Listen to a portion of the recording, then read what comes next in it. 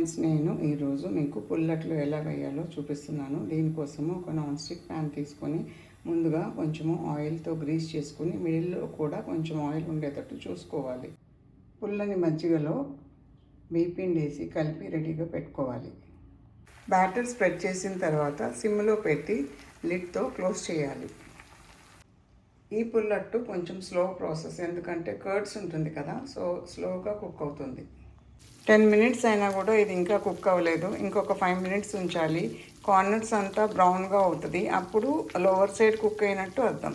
ఇప్పుడు మనము దీన్ని ఫ్లిప్ చేయొచ్చు.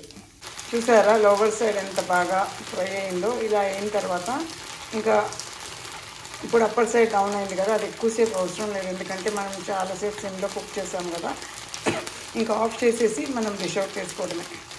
ఈ పుల్లట్టు టేస్ట్ చాలా బాగుంటుంది, క్రిస్పీగా ఉంటుంది.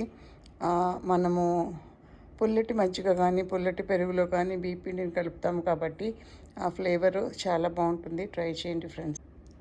Red chilli and tomato chutney, ginger chutney, peanut chutney, mango pickle, కారం విత్ గీ.